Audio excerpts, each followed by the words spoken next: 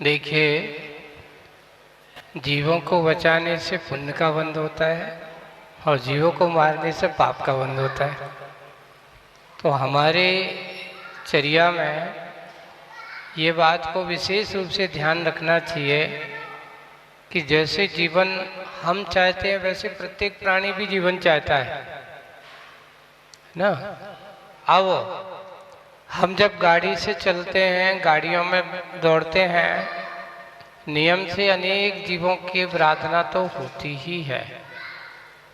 अब आप लोग क्या कह देते हो, महाराज आप लोगों का त्याग है, हम लोगों का त्याग थोड़ी है। तो इसमें कारण यह है कि जब हम अपने अंदर दया करुणा का भाव रख करके चलेंगे तो आपके लिए कम से कम इतना तो हम कर सकते हैं कि मान लो कहीं जाना है तो अपने ऐसा प्रोग्राम बनाओ कि दिन में जाऊं, कम से कम दिन में जीवों की प्रार्थना कम होगी। रात्रि में तो और आप देखते हो जब चलाते हो गाड़ी तो कितने जीव होते हैं आपकी लाइट के सामने, इतने बड़ी बड़ी पंखियां हैं, इतने बड़े सामने दिखते हैं, 4 इंद्री 5 इंद्री, यहाँ तक कि सर्प। हम लोग जब बिहार करते हैं हम लोग दिखता है कि तुम लोग जब रात में जाते हो ना तो सुबह से जब हम लोग चल के आते हैं तो रोडों पर कई सांप बिछे हुए हैं, कई बड़े बड़े ऐसे जानवर हैं, छोटे छोटे पंखियां तो ऐसी असंख्यात होती हैं। तो इससे क्या होता है कि जीवों की हिंसा करने का आप ये कहो कि तुम्हें पाप नहीं लगता, पाप तो लगता है, पाप का बंध तो होता है, ये तो पक्का है। इसलिए कहा कि हमारे जीवन में अगर तुम किसी जीवों को बचा करके काम करोगे तो वो पुण्य तुम्हारे कहीं ना कहीं से जीवन के निर्वाह में सहयोगी बनता है, और पाप का बंध करेंगे तो वो आपके लिए दुख का कारण भी होता है। इसलिए कोशिश यत्नाचार, पहले हमारे बड़े बुजुर्ग जो होते थे दक्षिण यानी श्रावक भी 2 महीने एक जगह रह करके धर्म ध्यान करते थे, आना जाना कम कर देते थे कि बरसात के समय में जीवों की उत्पत्ति के कारण मातृ मुनि महाराजों की नहीं, श्रावक लोग भी एक जगह त्याग कर देते कि भाई सावन भादों में मैं कहीं नहीं जाऊंगा, क्योंकि इस समय जीवों की बहुत हिंसा होती है। और जो आज अपन नियम ले लेते कि जैसे आज अष्टमी है, आज चतुर्दशी है, कोई पर्व का दिन है, ऐसे दिनों में हम वाहन आदि का त्याग कर देते हैं, तो इससे और हमारे साथी साथ पुण्य का बंध होता है। तो इसलिए करते जितना हम करेंगे उतना ही पूर्ण हमारे लिए, हमारी परिणति में, हमारे भावों के लिए शुद्धता का कारण बन जाता है। सबसे अच्छा अगर तुम आगम की दृष्टि से देखते हो ना तो हमारे यहाँ विवाह एक संस्कार की क्रिया है।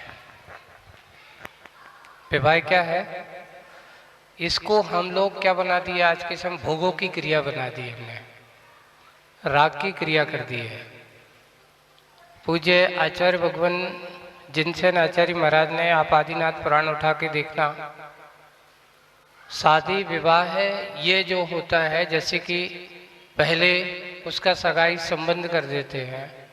पहले जो होता था कि उस समय जो सगाई संबंध की प्रक्रिया क्या होती है, पहले ऐसा होता था कि 2-5 साल पहले, 10 साल पहले छोटे छोटे में भी उनकी सगाई संबंध कर दिया जाता था कि भाई अब ठीक है, आगे जाकर तुम्हारी बेटी और हमारे बेटे की शादी, एक ऐसा उनको नियत बना दिया जाता है। इससे क्या होता था, इसका 2 कारण होते थे। पहले ऐसा क्यों करते थे, छोटे में संबंध क्यों पक्का कर देते थे, उसका कारण है कि जैसे ही वो बच्चे युवापन को प्राप्त होते, बड़े होते, तो उनको पता रहता है कि मेरा विवाह पक्का हो गया। अब उसकी दृष्टि उधर उधर नहीं जाती थी। तो ये सगाई संबंध करने का उद्देश्य क्या था पहले से, उसके बाद फिर विवाह होता था। और यहाँ तक कि पुराने बुजुर्गों में तो ये होता कि विवाह भी हो जाता था उस समय। अब जैसे शांति सागर जी महाराज की, उनकी 9 साल की उम्र थी, 6 साल की बेटी के 7 उम्र में उनका विवाह कर दिया गया था उस समय। अब विवाह हो जाने के बाद फिर उनको पहले से पता कि तेरा विवाह हो गया है, यानी तुझे अब इधर उधर किसी के बारे में सोचना नहीं है। फिर बाद में 15-16 साल के जब हो जाते थे उसके बाद फिर उनका क्या होता था, विदाई समारोह हुआ करता था। आज हमने उस क्रिया को बिल्कुल लोप करने की कोशिश, हम आधुनिक परिवेश में हमने टीवी को, हमने सीरियलों को, हमने उनने देख लिया कि वहाँ पे ऐसा किया गया। उनने क्रियाओं को धर्मनाश से क्रिया जो करते हैं, धर्म का ध्वंस होकर के जो क्रियाएं की जाती हैं, नियम से उनके जीवन में कभी भी शांति का वातावरण नहीं होता। पहली बात तो विवाह क्रिया ये धर्म संस्कार की क्रिया है, ये भोगों की और इधर उधर राग देश की क्रिया नहीं है। इसको देव की साक्षी में आप उसको उठा लो कि विवाह क्रिया किसकी साक्षी में होनी चाहिए, भगवान की साक्षी में होना चाहिए। दोनों मिलकर के भगवान के चरणों में जाकर के संकल्प लेते हैं, नियम लेते हैं, वहां जाकर के पाणी ग्रहण संस्कार उनका भावर पड़ती है। लेकिन हम उसको क्या बना देते, राग देश। और ये फोटो आदि की क्रियाएं हमारी, पहली बात तो शादी के पहले और इस प्रकार का करना, ये सामाजिक मर्यादा का भी उल्लंघन माना जाता है। एक पारिवारिक बंधनों को, पारिवारिक जो हुआ करता है, एक सीमा मर्यादाएं होती हैं, वो भी उसका उल्लंघन माना जाता है। हमारे जैन दर्शन के अनुसार अगर अपन चलें तो इस प्रकार की क्रिया करना, प्री वेडिंग आदि है, इससे क्या होता है कि उन बच्चों के अंदर विकार भाव और जन्म लेता है। उनकी मर्यादाओं का एक सीमा का, अपने बड़े बुजुर्गों की जो एक सीमा होती है, वो सीमाओं का एक उसके परिणाम आपको स्वयं देखने को मिलते हैं जब वो आपके परिवार में विवाह होकर के आते हैं, क्योंकि तुमने उनने पहले से उनको क्या कर दिया, सब छोड़ दिया। उसका परिणाम ये कि वो फ्रीट हो गया। अब उससे बाद में तुम कहना तो वो तुम्हें जवाब दे करके कहेगा कि पहले तुम सीख लो फिर हमें जवाब दो। इसलिए बड़े बुजुर्ग लोगों को इस प्रकार के कार्यों में, आज जो हम आधुनिक परिवेश में जा रहे हैं, विवाह को संस्कार ही रहना चाहिए, संसार का कारण मत बनाओ। जैसे कि मुनि महाराजों की दीक्षा होती ना, हाजर जी कहते हैं वैसे गृहस्थ जीवन की दीक्षा है विवाह। समझ में आया? ये भोग की क्रिया नहीं, ये पुरुषार्थ की क्रिया है। तो इसको बहुत अच्छे से संस्कारित ही रहना चाहिए, इसको संस्कार से रहित होना चाहिए, राग रंग का विषय नहीं बनाना चाहिए। जो व्यक्ति ऐसे राग रंग की क्रियाओं को बनाते हैं, आज क्या हो रहा है कि मोबाइल और टीवी के ज़माने में देख रहे हैं तो सब कोई यही देखता है कि वहाँ का शादी में देखो उसने कैसा सेट बनाया था। आप लोग शादियों में जाते तो यही देखते हो उनके मंच कैसा बनाया था, उसने कैसे नाच किया था, उसने किस प्रकार का डांस किया था। आप लोग इन चीज़ों को देख करके, और उससे क्या हो रहा है कि हमारे बच्चों के अंदर भी वही संस्कार पनप रहे हैं। उनके लिए पहले से बताओ कि नहीं, हमारे यहाँ धर्म के संस्कार के साथ, धर्म की क्रिया के साथ अगर आप करोगे तो वो क्रिया आपके लिए सुख का कारण है। हम अच्छे संस्कार की क्रिया को संस्कार ही बने रहें, एक काम को विशेष ध्यान। देखिए बहुत चिंता का विषय, वो चिंतन का विषय भी है ना। क्या हो रहा है, आज हम अच्छे से संपन्न समाज है, धनवान समाज है, पर हमारी ये हो रही है, हम अपने आप को संकीर्ण वृत्ति में डालते जा रहे हैं। हमारी सोच थोड़ी सी संकीर्ण होती चली जा रही है, विचार दृष्टि, विशाल दृष्टि, और हम सहनशीलता के अभाव में। आजकल क्या हो रहा है, हमारे महिला समाजों में भी सहनशीलता का और एक परिचय, जो एक मातृत्व के प्रति, एक परिवार के प्रति, एक धर्म के प्रति जो होता था, समर्पण भाव होता था, वो आज हमारे माताओं के प्रति भी इस प्रकार का भाव नहीं रहा। पहले हमारे माताएं और बहनें जो भी होती थी, वो कभी भी इस प्रकार का कार्य नहीं करते थे। संतान के प्रति राग भाव रखना और संतान के प्रति हम सीमीकरण करना, ये भी ठीक नहीं है। देखिए संयम रखने की बात तो हमारे यहाँ कही है, और जो संयम के साथ चलता है उसका जीवन अपना बहुत सीमित हो जाता है। लेकिन हम संयमित जीवन नहीं जीना चाहते, असंयम के साथ जीना चाहते हैं। अपने आप को शील की शिक्षा नहीं देना चाहते, असंयम के साथ रहना चाहते हैं, उसका परिणाम ये हो रहा है कि आज हमारी संस्कृति में हमने संतानों को सीमित करने की कोशिश कर दी। ये हमारे लिए बहुत चिंता का विषय है। हमने आज सुबह ही कहा था कि अगर आपकी संतति रही तो संस्कृति सुरक्षित रहेगी। अगर संतति ऐसी ही दिनों दिन गिरती गई ना तो आपकी संस्कृति का लोप होने में देरी नहीं लगने वाली, आप कितना भी हो। इसलिए इनकी रक्षा करना है, इनकी सुरक्षा करना है, तो हमें अपनी संतति की ओर भी दृष्टिपात रखना होगा। इसलिए सबसे पहले इनके शिक्षाओं के बारे में और समझ के बारे में सोच, हम संकीर्ण वृत्ति ना रखें, विशाल दृष्टि बनाएं, अपने बारे में सोचें। अंगार धर्मामृत में लिखा है कि कम से कम एक श्रावक या एक गृहस्थ के पास कम से कम 3 तो पुत्र होना चाहिए। कितने पुत्र होना चाहिए? कम से कम। बोले कि क्यों? एक जिस देश में रहता है उस देश की रक्षा सुरक्षा के लिए, एक अपनी कुल परंपरा को चलाने के लिए, एक धर्म रक्षा के लिए उन्होंने ये विभाग किया। पुत्रियों की गिनतियां नहीं की। तो आप सोच लो कि हमारी संस्कृति में क्या शिक्षा दी जा रही है। हमारे यहाँ श्रावकों के लिए क्या उपदेश, श्रावकाचार में क्या लिखा जा रहा है। उस समय हमारे लोग मूर्ख नहीं थे, आज हम मूर्ख हैं कि वो मूर्ख हैं, आप सोच लो, है ना। लिखने वाला समझदार, उस समय उनकी सोच बड़ी विशाल होती थी। धन संपत्ति की ओर हमारी आसक्ति ज्यादा हो रही है, संतति की ओर हमारी आसक्ति क्या हो रही है?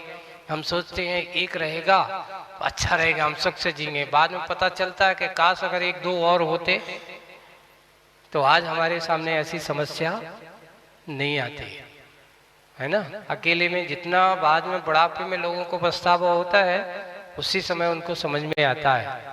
इसलिए हमें आज बहुत चिंतन का विषय और चिंतनीय विषय है। इस बारे में हमें विशाल दृष्टि बनना होगा, संकीर्ण दृष्टि नहीं। अपन पढ़ते अपवित्रो वा सुस्तो दुस्तो विवा ध्यायत पंच नमस्कारम सर्व पाप पुण्यच्यते। उस समय सुना सकते हैं, कोई दिक्कत नहीं है। उसके बच्चों को उसके बनाए हैं, उनको सुनाते हैं, अपन अच्छे करते हैं। फिर भी अपन और विशेष रूप से अगर ऐसा लगता है, मान लो तुम लोगों की जो शरीर शुद्धि, मासिक शुद्धि आदि का बात है, उस समय की अलग बात है, सुनाना नहीं, बोलना नहीं, मन में ध्यान करने की बात कही, तो उस समय अलग बात है। बाकी समय अपन उसको करने में कोई बात नहीं। देखिए, स्वाध्याय 6 आवश्यक हैं। अकेले देव पूजा को आवश्यक नहीं, कल हमने बताया भी था, देव पूजा में मां संतुष्ट नहीं हो जाना चाहिए। हमें स्वाध्याय की ओर दृष्टि भी बहुत जरूरी है।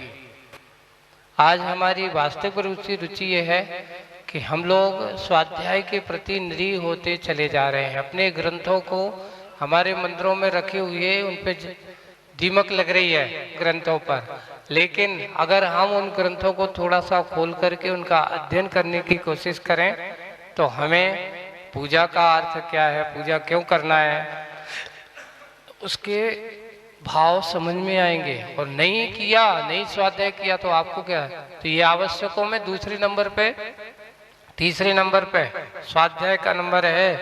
तो स्वाध्याय तो करना चाहिए। जिनवाणी का अध्ययन अगर करेंगे तो हमें जीने की कला का रहस्य, जीने का रहस्य समझ में आएगा। और अगर हम स्वाध्याय नहीं करेंगे तो हमारे आवश्यक क्यों करते हैं, हम श्रावक धर्म कैसे पालन करते हैं, इसके बारे में हम करते हैं, बनाना चाहिए। अब दूसरी बात, जो ध्वजाओं की बात कही है, तो हमारे यहाँ भी कपड़े की ध्वजा का ही विधान है, लेकिन हमारी समाज क्या है, सोचती है कि एक बार चढ़ा दो, कौन बार बार करे। हम क्या सोचते हैं, बनिया बुद्धि लगाते हर जगह। समझ में आई ना।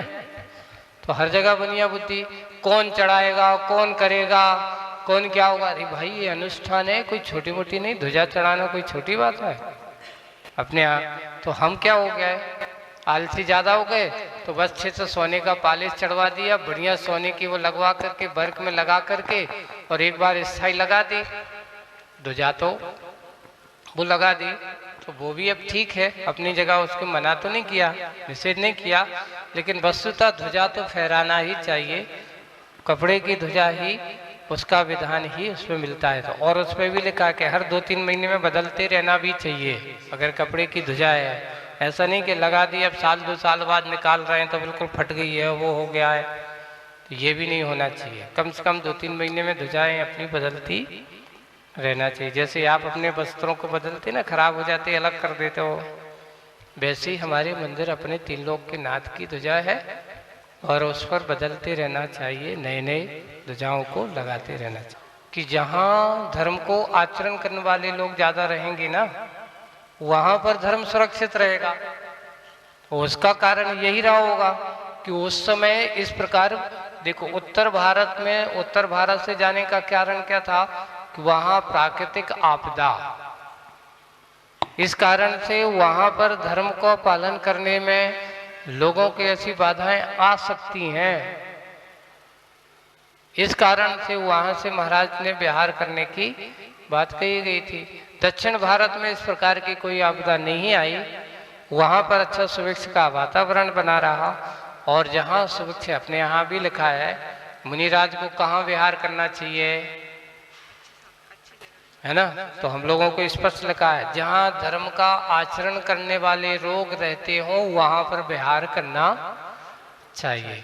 जहां पर धर्म का आचरण करना, तुम्हारे धर्म का पालन, ऐसा नहीं कि जहां लोग रहते नहीं वहां जाए महाराज, वहां नहीं जाना, स्पष्ट मना किया है।